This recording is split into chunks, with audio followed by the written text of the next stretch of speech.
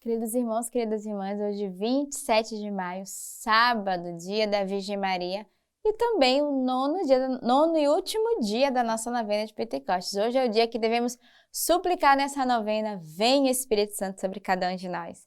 Então eu te convido neste sábado a participar conosco, às 20h30, aqui no nosso canal do YouTube. Então, aproveita agora, já se inscreve, marca lá o sininho para ele te lembrar que hoje à noite é o dia da grande novena Pentecostes, é a efusão do Espírito Santo. Então você é convidado e na efusão estava a Virgem Maria. Então olha só, sábado, dia da Virgem Maria, ela esteve presente em Pentecostes no cenáculo. Então nessas vésperas da festa de Pentecostes, você é convidado a estar conosco nesse dia, bebendo destas graças. Então lembrando, às 20h30, no nosso canal do YouTube, nós temos o último dia da novena. Então você que teve a graça de acompanhar ao longo de toda a semana, então hoje você vai selar e você que não teve oportunidade, hoje é o dia da graça. O salário é o mesmo para o primeiro e o último, diz o próprio Evangelho. Então você hoje é convidado a viver conosco essa vigília de Pentecostes. E hoje também a igreja celebra Santo Agostinho de Cantuária. Para bem nos prepararmos para este dia e para hoje à noite, a igreja nos traz as suas leituras através da liturgia. E a primeira leitura de hoje é dos Atos dos Apóstolos. Depois de chegarmos a Roma, foi permitido a Paulo morar em casa particular, junto com o soldado que o vigiava. 3 dias após, convocou os principais dentre os judeus. Tendo eles comparecido, assim falou-lhes: Meus irmãos, embora nada tenho feito contra nosso povo, nem contra os costumes dos nossos pais, desde Jerusalém vim preso e como tal fui entregue às mãos dos romanos. Tendo-me interrogado judicialmente, eles quiseram soltar-me, porque nada havia em mim que merecesse a morte. Como, porém, o judeu se opunha, fui constrangido a apelar para César, não, porém, como se tivesse algo de que acusar minha nação. Por esse motivo é que pedi para ver-vos e falar-vos, pois é por causa da esperança de Israel que estou carregado com esta corrente. Paulo ficou 2 anos inteiros na moradia que havia alugado. Recebia todos aqueles que vinham visitá-lo, proclamando o reino de Deus e ensinando o que se refere ao Senhor Jesus Cristo com toda intrepidez e sem impedimento. Então aqui a gente acompanha a prisão, um dos processos da prisão de Paulo. Ele que está em Roma, que foi permitido morar em uma casa particular, sendo vigiado ali pelos soldados. Mas diante do julgamento, onde ninguém via motivo de acusação, diz a palavra, meus irmãos, embora nada tenham feito contra nosso povo, nem contra os costumes dos nossos pais, desde Jerusalém vim preso e como tal fui entregue nas mãos do romano. Então não tinha nada, mesmo sendo interrogado judicialmente, diz a palavra, eles quiseram soltar, porque nada havia contra Paulo. Percebia que ali nele não tinha uma acusação a ser feita, o que Paulo só queria era testemunhar, era pregar a palavra de Deus. Mas mesmo assim, ele foi impedido de viver ainda essa liberdade. E mesmo estando lá preso, ele não desistiu, ele não se retraiu, ele continuou, e a palavra diz, ele se referia ao Senhor com toda intrepidez, e sem impedimento.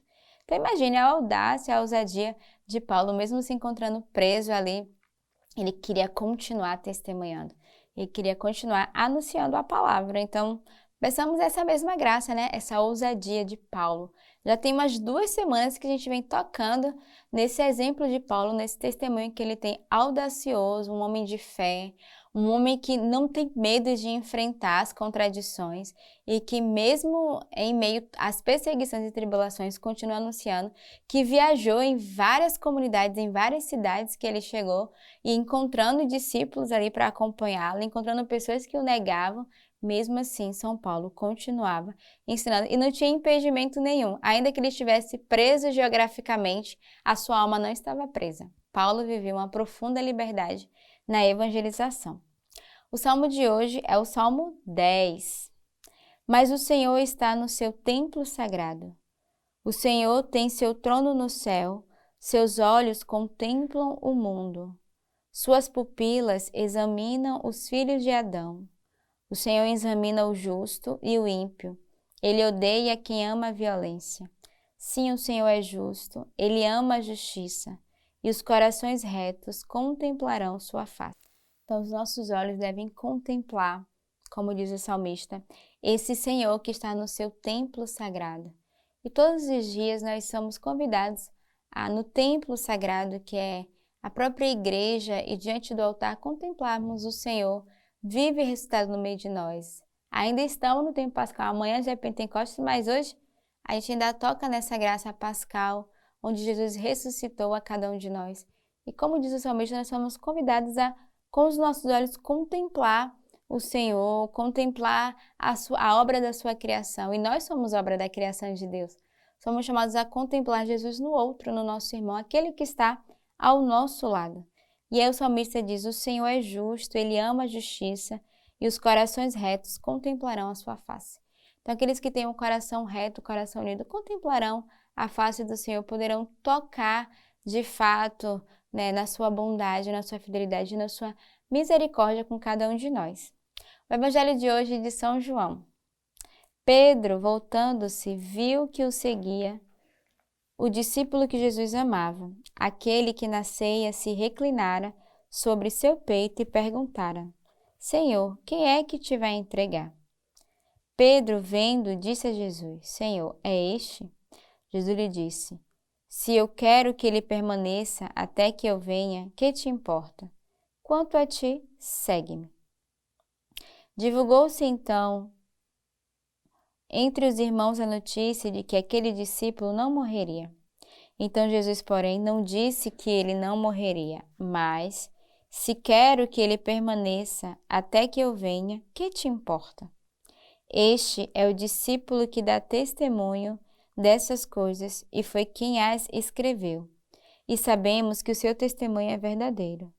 Há, porém, muitas outras coisas que Jesus fez e que, se fossem escritas uma por uma, creio que o mundo não poderia conter os livros que se escreveriam.